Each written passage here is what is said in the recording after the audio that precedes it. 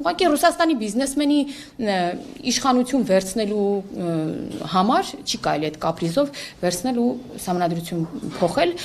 ել չեմ ասում, որ օրինակ նույն տրամաբանությամբ կարող է ինչ-որ մի հատ, չգիտեմ, օրինակ Պատրիկ Չեխիայից, ինչ-որ մի հատ Սալավյով Ռուսաստանից գա դառնա Հայաստանի Հանրապետության քաղաքացի ու լինի վարչապետի թեկնածու։ Հնարավոր է նման բան։ Կարծում եմ անտրամաբանական է, որևէ մեկի կապրիզով չեն կարող երկրում այդքան կարևոր օրենքներ հարմարեցնել, որպեսզի նա դառնա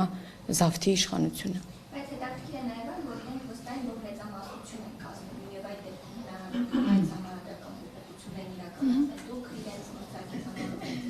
Հիմա ինչքան տեխնացու կա, բոլորը վստահ են, եւ դա նորմալ է, որ բոլորը պետք է ընտրություններից առաջ վստահություն հայտնեն, թե չէ որ ասեն չէ, մենք գալիս ենք, մենք ուզում ենք ընդդիմություն լինենք, ով պետք է նրանց տեսներ եւ ընտրեր, որպես իշխանություն ենք, չէ՞ մենք ընտրում։ Այնպես որ ես 21 թվականին էլ հիշում եմ, Ռոբերտ Քոչարյանն էր վստահ, ինքը կռելու էր, ինչ եղավ։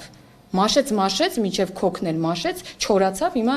չգիտեն ոնց վերակենդանացնել իրենց արմատները։ Հիմա օրինակ նույն տրամաբանության մեջ դուք ասում եք մենք իսուչից ստանալու ենք, այդ նույն տրամաբանության մեջ է դա, թե իրապես մտածում եք, որ հաղթելու եք։ Կարծում եմ դուք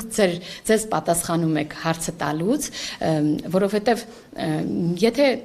անաչառ աչքով էլ նայեք կողքից, այն ամենամեծ խոստումը,